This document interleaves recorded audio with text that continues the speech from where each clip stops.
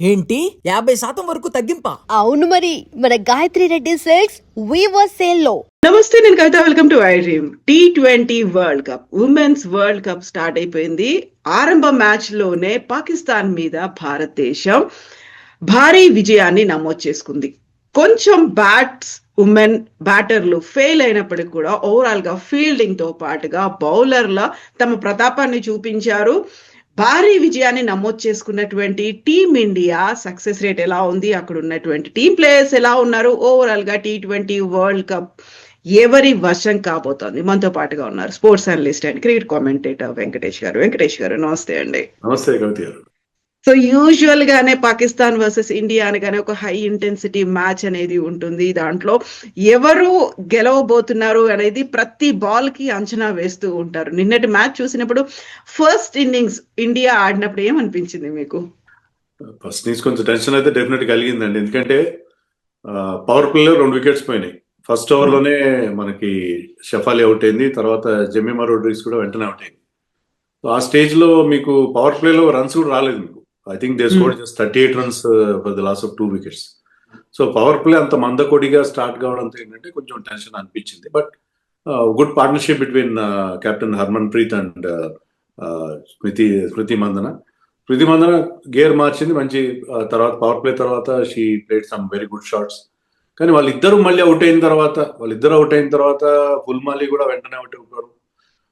మనకి score 150 range లో వచ్చేటట్టుగానే కనిపించింది. 150 వస్తే అది ఎంత పాకిస్తాన్ టీం మన టీం అంత స్ట్రాంగ్ కాకపోయినా అంత చిన్న స్కోర్ చేసినప్పుడు వాళ్ళకి అవకాశం ఉండేది.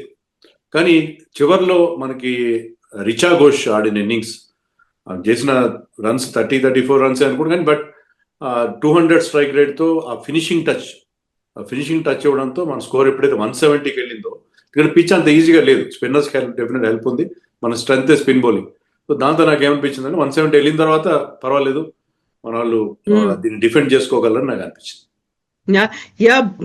బౌలర్లు శ్రీచరణి కావచ్చు, దీప్తి చేసినటువంటి ఆ బౌలింగ్ అనేది, దీప్తి రియల్లీ సూపర్ అండి. 4 ఓవర్లలో కేవలం 9 రన్స్ ఇచ్చింది, 5 వికెట్స్ తీసింది. తన పర్ఫార్మెన్స్, తన స్టామినా చూసినప్పుడు ఏమనిపించింది మీకు? Extraordinary performance, extraordinary all round performance. ఎందుకంటే బ్యాటింగ్ లో కూడా మీరు చూస్తే రిచా అండ్ దీప్తి శర్మ మధ్య ఒక పార్ట్నర్షిప్, 40 రన్స్ పార్ట్నర్షిప్. మనం చెప్పుకున్న 150 బదులు 170 రౌండ్ రావడంలో she remained not out and 12. So మంచి సపోర్ట్ ఇచ్చింది రిచా ఘోష్ కి, అది ఒకటి. తర్వాత ఈ 5 వికెట్లు తీయడంతో ఫస్ట్ 2 వికెట్స్ ఆమెకే వచ్చినాయి. First 2 wickets she only took the first 2 wickets. First break throughs ఆమెనే ఇచ్చింది. మళ్ళీ సెకండ్ స్పెల్ కి వచ్చి మళ్ళీ లాస్ట్ లో టైల్ ఎండర్స్ కూడా అవుట్ చేసింది. అండ్ ఇన్ బిట్వీన్ వాళ్ళ టాప్ స్కోరర్, వాళ్ళ ఓపెనర్ ని రన్అట్ చేసింది direct hit. So all-round performance from Deepti Sharma. Actually Deepti Sharma అంత గొప్ప ఫామ్ లో లేదు before the start of the tournament. But we know that మనం ఈ రీసెంట్ గా మనం వన్డే వరల్డ్ కప్ గెలిచినప్పుడు she was the player of the tournament. So చాలా important member of the team. So మరొకసారి తన ఆల్రౌండ్ ఎబిలిటీ ఆమె ప్రూవ్ చేసింది. అలాగే శ్రీచరణి కొత్తగా టీంలోకి వచ్చినప్పటికీ she new to the team, but extraordinary performance. మన తెలుగు వాళ్ళందరూ కూడా గర్వపడాల్సిన పర్ఫార్మెన్స్ ఇస్తుందామె. ఆమె తీసిన 3 వికెట్లు వీళ్ళిద్దరూ కలిసి, అండ్ ఆల్సో శ్రేయకా పాటిల్, ముఖ్యంగా స్పిన్నర్స్ అందరూ, and to a lesser extent Shafali Varma with the ball, వీళ్ళు ఆ స్పిన్నర్స్ కున్న హెల్ప్ ను ఉపయోగించుకొని చాలా మంచి బౌలింగ్ చేశారు. దాంతో ఏంటంటే 170 చాలా పెద్ద స్కోర్ గా కనిపించింది. And India manage to win the match by 64 runs. ఈ మార్జిన్ ఎందుకు ఇంపార్టెంట్ అంటే మీకు నెట్ రన్ రేట్ పిక్చర్ లోకి వచ్చే ప్రమాదం ఉంది. పర్టికులర్లీ ఇంగ్లాండ్ లో మీకు వర్షాలు ఎప్పుడు పడతాయో తెలియదు, మ్యాచ్ ఎప్పుడు పడుతుందో తెలియదు. So net run rate improve చేసుకోవాలంటే మీరు బిగ్ మార్జిన్ తో గెలవాలి. అలాంటి బిగ్ మార్జిన్ తో మనం గెలవడం అనేది that is the icing on the cake అని చెప్పాలి. ఒక శుభారంభం. అందులో గెలవడమే కాదు, రన్ రేట్ అనేది కూడా చాలా బాగుంది అనుకున్నప్పుడు హర్మన్ ప్రీత్ టీం అనేది ఎలా అనిపించింది తన కెప్టెన్సీని చూస్తుంటే? ఎక్సలెంట్ క్యాప్టెన్సీ అండి. ముందుగా ఆమె ఆడిన ఇన్నింగ్స్ చెప్పాలి. 2 వికెట్లు పడిన తర్వాత స్మృతి మందనతో కలిసి I think she added some 60-70 runs. చాలా ఇంపార్టెంట్ పార్ట్నర్షిప్ అది. ఎందుకంటే దానివల్ల మనం స్టార్టింగ్ లో ఎదురైన జర్క్స్ నుంచి బయటపడ్డాం. తర్వాత ఆమె చేసిన బౌలింగ్ చేంజెస్, కానీ పవర్ ప్లేలో శ్రేయాంక్ పాటిల్ చేత బౌలింగ్ వేయించడం, తర్వాత రైట్ చేంజెస్ చేయడం, అలాగే ఫీల్డ్ సెట్టింగ్ కూడా చాలా బాగా చేసింది. So Harman Preet is playing 10th world cup. ఆమె 10వ వరల్డ్ కప్ ఆడుతున్న ఆమెకున్న రిచ్ ఎక్స్పీరియన్స్, ఆమెకున్న ఎబిలిటీ, ఆ క్యాప్టెన్సీ స్కిల్స్ అవన్నీ కూడా మనకి చాలా స్పష్టంగా కనిపించినాయి. ఓవరాల్ గా మనకి T20 వరల్డ్ కప్ లో భారతదేశంలోని ఉమెన్స్ టీమ్ లో ఉన్నటువంటి ప్లస్లు మైనస్లు, బలాలు బలహీనతలు అంటే ఏమంటారు మీరు? మనకున్న బలం ఓపెనర్లు ఇద్దరు పర్టికులర్లీ అంటే Smriti Mandhana prior to the start of the tournament గొప్ప ఫామ్ లో ఏం లేదు. కానీ ఆమె ఎప్పుడైతే ఫస్ట్ మ్యాచ్ లో ఒక మంచి ఇన్నింగ్స్ 150 స్ట్రైక్ రేట్ తో 68 చేసిందో మనకి పెద్ద బెంగ తీరిపోయినట్టు చెప్పాలి. ఎందుకంటే స్మృతి ఫామ్ లో ఉంటే హాఫ్ ద బ్యాటిల్ వన్. ఆమె అందించే స్టార్ట్స్, ఆమె కన్సిస్టెన్సీ టీమ్ కి చాలా చాలా ఇంపార్టెంట్. సో స్మృతి ఫామ్ లోకి రావడం చాలా ఇంపార్టెంట్. అలాగే Shafali is an ex factor player. ఆడిన రోజున మ్యాచ్ గెలిపిస్తుంది. మనం వన్డే వరల్డ్ కప్ ఫైనల్ కూడా చూసాం. అంతవరకు ఆమెకి ఏదో రిప్లేస్మెంట్ గా వచ్చి ఆమె match winning innings Audi man of the match player of the match award గెలుచుకుంది. సో వీళ్ళిద్దరూ చాలా ఇంపార్టెంట్ మనకి. వీళ్ళిద్దరూ ప్లస్ మన స్పిన్నర్స్ ఇంపార్టెంట్. స్పిన్నర్స్ ఇప్పుడు శ్రీచరణి కావచ్చు, దీప్తి శర్మ, శ్రేయాంక, ఆడితే రాధా యాదవ్, వీళ్ళు నలుగురు కూడా మనకి చాలా ఇంపార్టెంట్. అందులో మనం ఇంగ్లాండ్ లో రీసెంట్ గానే మనం వాళ్ళతో ఒక బయలటరల్ సిరీస్ ఆడడం. ఆ సిరీస్ లో కూడా స్పిన్నర్స్ హెల్ప్ దొరికింది. స్పిన్నర్స్ బాగా రాణించడం చూసాం. కానీ ప్రాబ్లం ఏంటంటే ఇవి మన స్ట్రెంగ్స్. మన వీక్నెస్ ఏంటంటే మన దగ్గర పెద్దగా పవర్ హీటర్స్ లేరు. You have to depend on Richa Ghosh. Phulmali last match లో కూడా ఆడించారు, కానీ ఆమె తొందరగా అవుట్ అయిపోయింది. ఆమె అంత కన్సిస్టెంట్ కాదు. సో ఆ పవర్ హీటింగ్ అనేది మన దగ్గర మిస్సింగ్ ఉంది. కొంతవరకు హర్మన్ ప్రీత్ చేయగలదు, రిచా ఘోష్ మీద డిపెండ్ అవుతారు. మనకి ఆ ఫినిషింగ్ టచ్ అనేది మీరు స్టాట్స్ కూడా తీసుకుంటే ఆస్ట్రేలియా లాంటి టీమ్స్ కి డెత్ ఓవర్స్ లో వాళ్ళ రన్ రేట్ చాలా ఎక్కువగా, వాళ్ళు more than 10 runs per over చేస్తుంటే మన వాళ్ళు 8.5 runs కూడా చేయట్లేదు.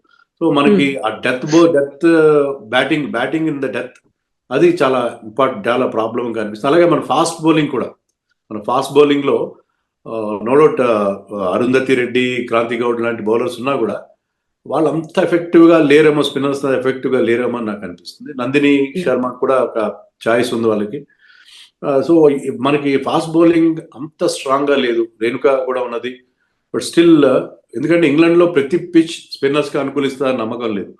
సో ఫాస్ట్ బౌలర్స్ కి అనుకూలించే పిచ్ మీద మన పేసర్స్ ఎంతవరకు మనకి బ్రేక్ త్రూస్ ఇస్తారనేది ఒక పెద్ద క్వశ్చన్ మార్క్. సో ఓపెనర్లు అనగానే నేనటువంటి షెఫాలి గుర్తొస్తుంది. వెరీ ఫస్ట్ బాల్ ని ఒక సిక్సర్ లాగా తీసుకొచ్చింది. ఇమ్మీడియట్ గా అదే ఓవర్ లో నెక్స్ట్ బాల్ కే తను రన్అట్ అయిపోయింది. ఆ తర్వాత ఇమ్మీడియట్ గా కూడా ఇంకొక వికెట్ పడేసరికి మళ్ళీ ఓపెనర్ల మీద మళ్ళీ భయం అవుతుంది. ఆ తర్వాత మిడిల్ ఆర్డర్ ఉంటుందా, నెక్స్ట్ ఎటువైపు వెళ్ళాలి, ఇమ్మీడియట్ గా రన్స్ అనేవి తగ్గిపోతాయి, మన స్కోర్ అనేది తక్కువ అవుతుంది అనేటువంటి ఒక అంచనాల్లో ఇమ్మీడియట్ గా వస్తాయి. వాళ్ళ మీద కూడా ప్రెషర్ అనేది ఉంది. నిన్న ఆడిన తర్వాత వెరీ ఫస్ట్ మ్యాచ్ కాబట్టి అదర్ టీమ్స్ కూడా అర్థమైపోయి ఉంటుందా వీళ్ళ స్ట్రెంగ్స్ ఏంటి, వీక్నెస్ ఏంటి, ఎక్కడ ఎవరిని దెబ్బ తీస్తే రన్స్ తగ్గిపోతాయి అనేది. అది పవర్ ప్లే వీక్నెస్ అండి మనకి. Jemimah coming at number 3. Jemimah is a very good one day player. ఈ ఫార్మాట్ లో ఆమె దగ్గర అంత పవర్ లేదు. షీఈ్ టైమింగ్ మీద డిపెండ్ అవుతుంది. బట్ ఇక్కడ ఈ గేమ్ లో ఏంటంటే పవర్ చాలా అవసరం. జమీమా వన్ డేస్ లో ఆడినంత ఎఫెక్టివ్ గా ఈ ఫార్మాట్ లో ఉంటుందా అని డౌట్. ఆమె ప్లేస్ లో ఎస్టికా భటియాని ఆడించాలని కూడా చాలా మంది చెప్పారు. But she's an important member. ఆమెకున్న ఎక్స్పీరియన్స్ కానీ ఆమె ఆడే మ్యాచ్ విన్నింగ్ ఇన్నింగ్స్ కానీ మనకు తెలుసు. సో మనకి ఆ ప్రాబ్లం ఉంది. యాక్చువల్లీ పవర్ ప్లే అనేది చాలా ఇంపార్టెంట్. పవర్ ప్లే బౌలింగ్ అని, పవర్ ప్లే బ్యాటింగ్ అని. నేను యాక్చువల్గా పవర్ ప్లేలో 2 పవర్ ప్లేస్ లో కూడా పాకిస్తాన్ వాజ్ బెటర్. ఎందుకంటే మనం 38 runs మాత్రం చేసి మనం బ్యాటింగ్ చేసేప్పుడు వాళ్ళు బ్యాటింగ్ చేసినప్పుడు they manage to score 50 runs.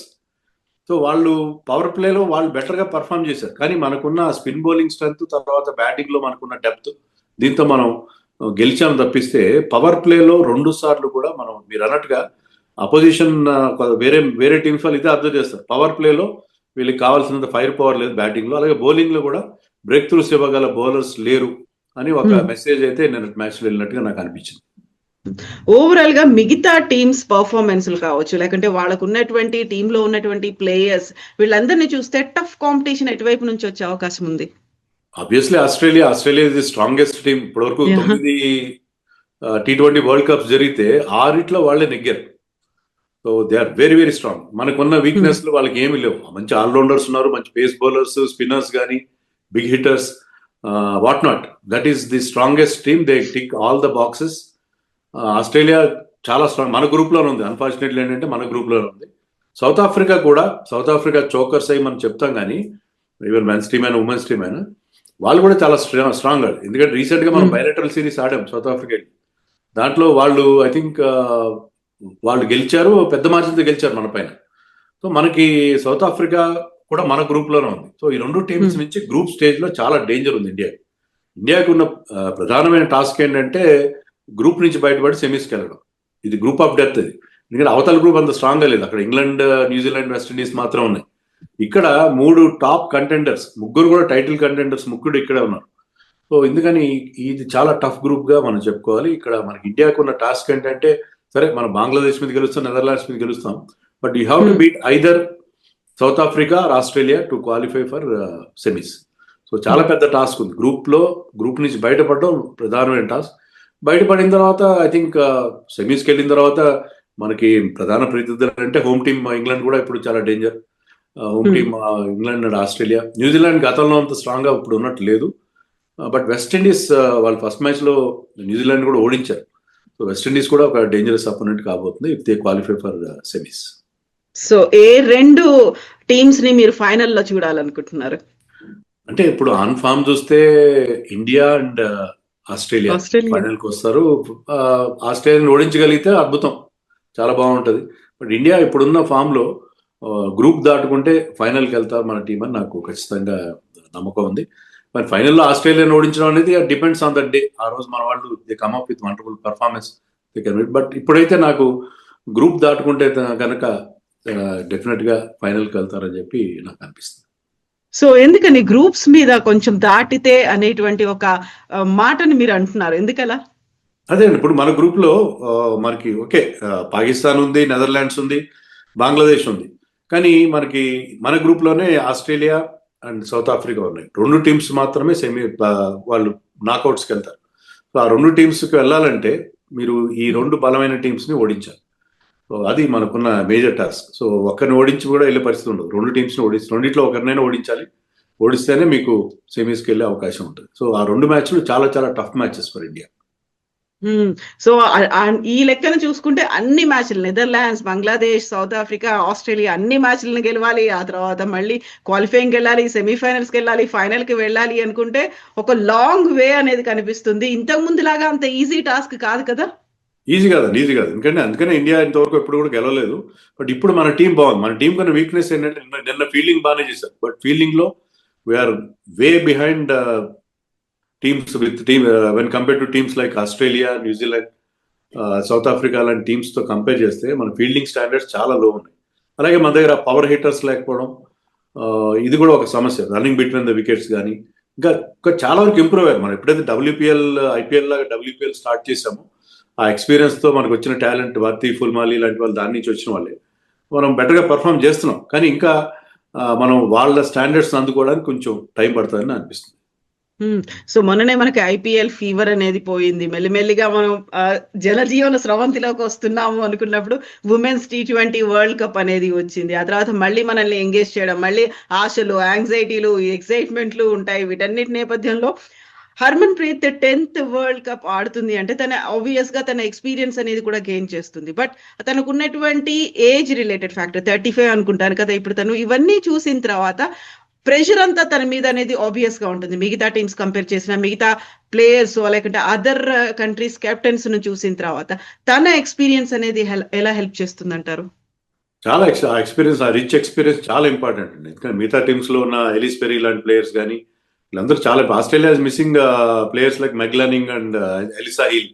So కొంతమంది టాప్ ప్లేయర్స్ ని మిస్ అవుతున్నారు. ఎక్స్పీరియన్స్ చాలా ముఖ్యం ఉమెన్స్ క్రికెట్ లో ముఖ్యంగా.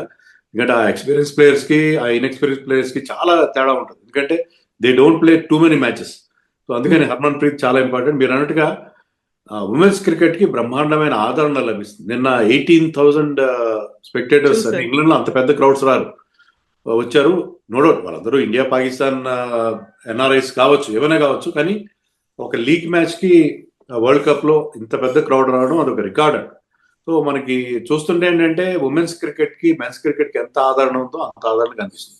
మన రీసెంట్ గా ఆఫ్ఘనిస్తాన్ తో మనం టెస్ట్ మ్యాచ్ ఆడాం. ఆ టెస్ట్ మ్యాచ్ లో మీరు బ్రాడ్కాస్టర్ చూస్తే there were almost nil ads. ఎవరు యాడ్స్ లేవు, ఒక్క యాడ్ కూడా లేదు దాంట్లో. కానీ నిన్న ఇండియా పాకిస్తాన్ మ్యాచ్ విపరీతమైన యాడ్స్ రావడం చూసాం. సో మెన్స్ టెస్ట్ మ్యాచ్ కంటే కూడా ఉమెన్స్ వరల్డ్ కప్ మ్యాచ్ కి అంటే పాకిస్తాన్ మ్యాచ్ కావచ్చు ఏమైనా కావచ్చు కానీ Yeah. విపరీతమైన యాడ్ సపోర్ట్ అనేది మనకు అనిపిస్తుంది. సో ఎంతగా they are catching so many eyeballs. Women's cricket ఎంతగా గ్రో అయింది, మెన్స్ క్రికెట్ తో దాదాపు సరిసమానంగా వస్తుందనడానికి ఇది పెద్ద నిదర్శనంగా కూడా మనం చెప్పుకోవాలి. ఎస్ వెంకటేష్ గారు, థ్యాంక్ యూ సో మచ్ అండి. Thank you. And for more videos, Please subscribe to iDream. Please subscribe to iDream. Please subscribe iDream. And please subscribe to iDream. For more videos, subscribe to iDream. please like, share and subscribe to the channel. Congratulations, iDream. Subscribe to iDream. Subscribe to iDream. So subscribe to iDream Media. iDream ki iDream team andarki huge congratulations. Please subscribe iDream Media. Please subscribe to iDream. Subscribe iDream. Please subscribe to iDream. iDream అంటే నా కళల channel subscribe చేసుకున్న నోరు తిరుగుతలేదు, మీరైతే గంట గుర్తు కొట్టండి. For more such videos, please subscribe to iDream. Subscribe to iDream. Please subscribe to iDream. Please subscribe iDream Media. Please do subscribe to iDream. Please subscribe to iDream Media. For best entertainment and information, please subscribe iDream. And don't forget to subscribe to iDream.